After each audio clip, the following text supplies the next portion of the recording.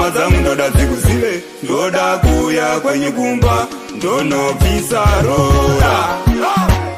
Ndikakutarisa ini ndinoona rudo baby, ukandinyemwerera ndinoona nyeredzi baby, pandinokubata ini ndinotapirirwa ini baby, ukazondimbundira ropa rangu rinomhanya baby, unondibatisisa zviripo, ndakakupiwa nanyadenga iwe sechipo, ndoda undibate vavengi varipo, paunondipa ndokumbira samo, usandisiye mudiwa wangu, ndinokuda ini mudiwa wangu, zvangu zvese ndezvako, kana rwiyo rwacho nderwako.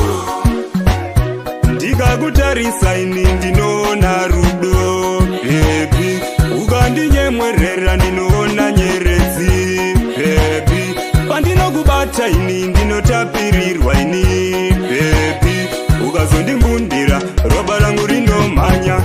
Vabereki vako ndoda vandizive, kana hama dzangu ndoda dzikuzive, ndoda kuuya kwenyu kumba ndonobvisa rora.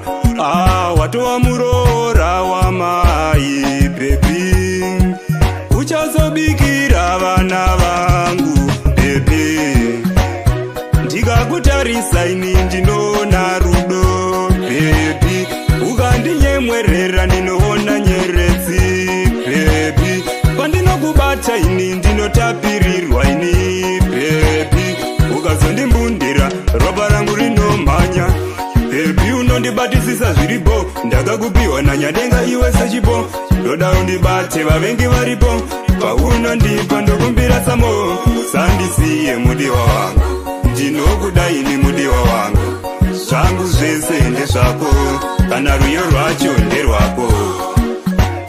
Ndikakutarisa ini ndinoona rudo baby, ukandinyemwerera ndinoona nyeredzi baby, pandinokubata ini ndinotapirirwa ini